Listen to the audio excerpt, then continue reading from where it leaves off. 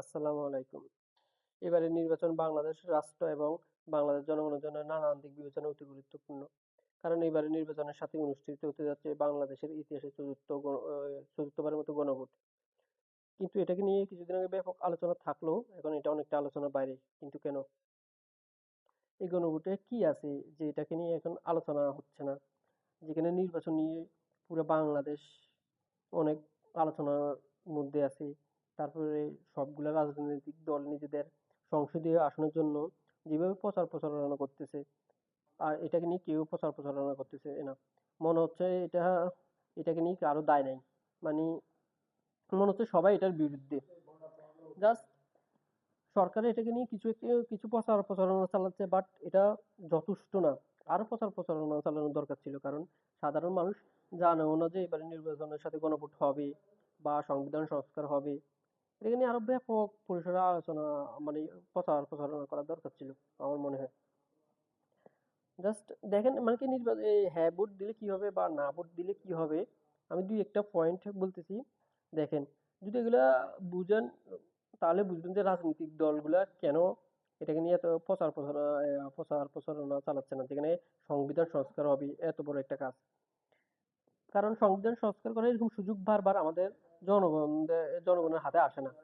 এগুলা কাল কাল ক্ষেত্রে আসে এরকম। এখন আপনারা যদি হ্যাঁ ভোট দেন তাহলে কি হবে? উ- আমরা সবাই বাংলাদেশের সব জনগণকে যদি জিজ্ঞেস করেন আপনারা কি নির্বাচন সুষ্ঠু চান, সবাই এক কথা বলবে হ্যাঁ আমরা নির্বাচন সুষ্ঠু চাই। আপনার কোনো দলের বড় পদে কেউ জিজ্ঞেস হয় ও নির্বাচন সুষ্ঠু চায়। বাট যখন ক্ষমতা যাবে, যার পরে তত্ত্বাবধায়ক সরকারকে উষ্টা মেরা বের করে দিবে সংবিধান থেকে। তত্ত্বাবধায়ক সরকারের সংবিধান থেকে বাতিল করে দিবে। তারপরে বলবে আমি আবার সুষ্ঠু চাই। আবার যখন বিরোধী দল হবে, ক্ষমতা ছাড়ে দিবে, তখন আবার কুত্তার মতো রাস্তার মধ্যে এসে কে করবে তত্ত্বাবধায়ক সরকার দাও, তত্ত্বাবধায়ক সরকার দাও। বাট যখন নিজে ক্ষমতা যাবে আবার বাদ করে দিবে। আপনারা যদি হ্যাঁ ভোট দেন তাহলে এই তত্ত্বাবধায়ক সরকার জুলাই সনদের আলোকে থাকবে। কেমন? ধরুন তত্ত্বাবধায়ক সরকার গঠন করার জন্য একটা নিরপেক্ষ কমিটি গঠন করা হবে। নিরপেক্ষ মানে সরকার দলীয় থেকে কিছু মানুষ নিবে, তারপর বিরোধী দলীয় ওইখান থেকে কিছু মানুষ নিবে, তারপরে আরো কিছু মানুষ নিয়ে রাজনৈতিক দলের ওদেরকে নিয়ে একটা কমিটি হবে। এবার ওই কমিটি তত্ত্বাবধায়ক সরকার খুঁজে বের করবে। এবার দেখেন, যেখানে সব দলের অংশগ্রহণ থাকবে, সবগুলো রাজনৈতিক দলের, মানে এটা বাধ্যতামূলক। মানে শুধু সরকারের দল নিজে ইচ্ছা মতো দিয়ে দিবে এরকম না, এটা হচ্ছে বাধ্যতামূলক। তখন একটা নিরপেক্ষ তত্ত্বাবধায়ক সরকার আমরা আশা করতে পারি। আর একটা যদি নিরপেক্ষ তত্ত্বাবধায়ক সরকার হয়, তাহলে একটা নিরপেক্ষ নির্বাচন আশা করতে পারি। আর এটা যদি একবার হ্যাঁ ভোটে জয়যুক্ত হয়ে সংসদে অ্যাড হয়ে যায় বা সংসদে ঢুকে যায়, তাহলে এটাকে আর ওই সরকারের কোনো অধিকার নাই যে এটাকে সংবিধান থেকে বাদ করা। বুঝছেন? মানে এই রাজনৈতিক দলগুলো কোথায় এটার বিপক্ষে হয়ে যাচ্ছে। এটা যদি একবার সংবিধানে ঢুকে যায়, এটাকে আর বাদ করতে পারবে না রাজনৈতিক দলগুলো সংসদ থেকে। এটাকে যদি বাদ করতে হয়, তাহলে আবার এইরকম একটা গণভোটের আয়োজন করে বাদ করতে পারবে। তাছাড়া পারবে না এটাকে বাদ করতে তত্ত্বাবধায়ক সরকার। এখন দেখেন, মানে মানে রাজনৈতিক দলগুলো এগুলো কেন বিপক্ষে? তারপরে আরেকটা হচ্ছে যে আপনারা যদি হ্যাঁতে ভোট দেন, তাহলে আমাদের সংসদ এটা তো এখন এক কক্ষ বিশিষ্ট, তখন দুই কক্ষ বিশিষ্ট হবে। যেমন আপনি আমাদের আশেপাশে অনেকগুলো দেশ বলেন, বিভিন্ন উন্নত দেশও দুই বিশিষ্ট সংবিধান, মানে দুই কক্ষ, উচ্চ কক্ষ এবং নিম্ন কক্ষ। আমাদের পাশের দেশ ভারতও সেম। মানে উচ্চ কক্ষ বা নিম্ন কক্ষ, মানে দুটো কক্ষ হলে সুবিধা কি? মানে কি জন্য দুটো কক্ষ দরকার? দেখেন আমাদের সংবিধানে, মানে আপনি যদি কোনো আইন পাশ করতে চান, তাহলে ওইখানে আপনি 3/2 সমর্থন পেলে হবে। কোনো আইন আপনার ইচ্ছা মতো পাশ করতে পারবেন। ওখানে আর বিটু দেওয়ার জন্য কোনো সেকেন্ড অপশন নাই। মানে সংসদে পাশ হয়েছে মানে পাশ, সেটা আর বিটু দেওয়ার জন্য কোনো জায়গায় আপনার আপনার ইচ্ছা মতো যেরকম। তো সেক্ষেত্রে যদি উচ্চ কক্ষ হয়, উচ্চ কক্ষ বলা হয়েছে যে 100 জন লোককে নিয়ে উচ্চ কক্ষ হবে। ওটাকে এরকম হবে, মানে আমাদের এই নির্বাচনের মধ্যে যে দল যত শতাংশ ভোট পাবে, ওই দলের অত শতাংশ লোক উচ্চ কক্ষে থাকবে। ধরেন, ধরে নিলাম বিএনপি 45% ভোট পাইছে, বিএনপি 100 জনের মধ্যে 45 জন বিএনপির লোক থাকবে। আর বাংলাদেশের যত রাজনৈতিক দল আছে 60-70টা যা যা আছে সবগুলো মিলা যত পার্সেন্ট 55% পাইলে 55 জন হবে। যদি এখানে 55 জন ওদের লোক থাকে, এবার আপনি দেখেন, হয়তো বাংলাদেশের ইতিহাসে নাকি এই কোনো দল নির্বাচনে মানে এই নির্বাচনের মধ্যে 50% ভোট পায় নাই। হাইয়েস্ট আওয়ামী লীগ 2008 সালে নির্বাচনে 48% ভোট পাইছে, বাট আসন পাইছে 200-র উপরে। এখন বিএনপি যদি 45% ভোট পায়, ধরেন আসন 200-র মতো পেয়ে গেছে, ওরা তো সরকার গঠন করবে, তারপর এমপি মন্ত্রী ওদের হবে, মন্ত্রী হবে ওদের, সবকিছু ওদের। ওরা এখন কোনো আইন মানে অযৌক্তিক, আমি এটা মানে কি এটা এমনিতে বলতেছি আর কি, ধরেন কোন একটা অযৌক্তিক আইন পাস করবে, সংবিধানে তো ওদের লোক কত, 200। এখন ওরা একটা অযৌক্তিক আইন যদি ওইখান থেকে পাস করে ফেলে, এটাকে আর কেউ বেটে দিতে পারবে না। যদি উচ্চ কক্ষ হয় তাহলে কি হবে, উচ্চ কক্ষ ওদের লোক হচ্ছে 45 জন, আর ওই 55 জন হচ্ছে কি নির্দলীয় অন্যান্য দলের। যখন ওরা উচ্চ কক্ষ মানে একটা আইন দোনো কক্ষে পাস হতে হবে, নাহলে হবে না। যখন এরা নিম্ন কক্ষ থেকে এই আইনটাকে পাস করে ফেলছে বিএনপি, কারণ ওখানে ওদের 200 এমপি আছে, তাহলে উচ্চ কক্ষ যাওয়ার পর যখন দেখবে যে এটা অযৌক্তিক, তখন ওদের লোক হচ্ছে 45 জন, তো এটা ওইখানে আর পাস হবে না।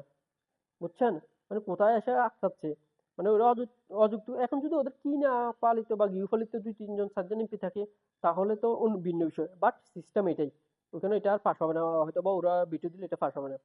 বুঝছেন, এই জন্য মানে দুটা কক্ষ দরকার একদম। আপনি প্রায় অন্যান্য সব দেশে প্রায় এটা আছে, আপনি ভারত বলেন, আমেরিকা বলেন, বলে ক্ষমতার একটা ভারসাম্য থাকে। নাহলে তো দেখেন না, একদলীয় শাসন হয়ে যাবে, মানে সবগুলা নিজেরা নিজেরাই। এখানে হচ্ছে এটা, যদি হাতে ভোট দেন এরকম হবে। তারপরে আরেকটা হচ্ছে যে যে কোনো মানুষ বাংলাদেশের 10 বছরের বেশি ক্ষমতা থাকতে পারবে না। আমার কাছে এটা মানে ভীষণ মানে সেই লেভেলের ভালো লাগছে, যে কোনো মানুষ বাংলাদেশের মানে 10 বছরের বেশি ক্ষমতা থাকতে পারবে না। যদি আপনি চান যে কোনো মানুষ বাংলাদেশে 10 বছরের বেশি ক্ষমতা থাকতে পারবে না, তাহলে আপনি হাতে ভোট দিবেন। তারপরে হচ্ছে যে ক্ষমতার ভারসাম্য আনার জন্য যদি ধরেন আমাদের স্পিকার স্পিকার হবে যে উম, সরকার পক্ষ থেকে, তারপরে ডেপুটি স্পিকার দিতে হবে বিরোধী দলীয় থেকে। তারপরে ওইখানে একটা কমিটি হবে, যে অন্যান্য রাজনৈতিক দল থেকে নিয়ে এসে ওখানে একটা কমিটি বানাবে, মানে ওরা ওরা কিন্তু বিভিন্ন কমিটি বানায়, কর্মসংস্থান কমিটি, এরকম কমিটি গুলো ওরা বানায়। যদি ওইখানে বিভিন্ন দলের লোক থাকে, তাহলে চাকরিতে নেওয়ার সময় আপনার দলীয় পরিচয় ছাবে না, মানে তখন মেধাবীরা চাকরি পাওয়ার একটা চান্স থাকে। কারণ ওরা যখন কর্মসংস্থান এই কমিটিটা বানাবে, তখন ওরা তো নিশ্চয়ই নিরপেক্ষ একটা কমিটি বানাবে, আর যখন কর্মসংস্থান উপরে লেভেলে নিরপেক্ষ লোক থাকবে, তখন ওরা কারো দলীয় পরিচয় চাবে না, ওরা মেধা চাবে, যোগ্যতা চাবে, তারপর চাকরি দিবে। তারপর আমরা অনেকে ভাবতেছি যে মানে কি আমাদের রাষ্ট্রপতির ক্ষমতা নাই, বা রাষ্ট্রপতির মানে আমাদের দেশে মানে সব ক্ষমতায় পায় একজন কাছে, প্রধানমন্ত্রীর কাছে। ওখানে রাষ্ট্রপতির বিভিন্ন বিভিন্ন ক্ষমতা দেওয়া হয়েছে। বুঝছেন, আপনার যদি হ্যাঁ ভোট দেন, তাহলে মানে ক্ষমতা একটা ভারসাম্য থাকবে। সরকার বিরোধী দলীয় দল ওদেরকে নিয়ে একটা ভারসাম্যপূর্ণ সরকার হবে।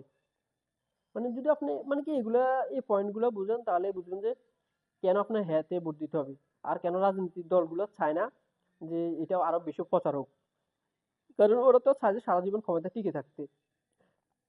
আমার মনে হয় যদি আপনারা হ্যাঁতে ভোট দেন, তাহলে এগুলো যদি হয়, অ্যাটলিস্ট কোনো দল মানে বৃহত্তর স্বার্থে স্বৈরাচার হয়ে উঠতে পারবে না। অ্যাটলিস্ট বাংলাদেশের ক্ষমতা একটা ভারসাম্য আসবে।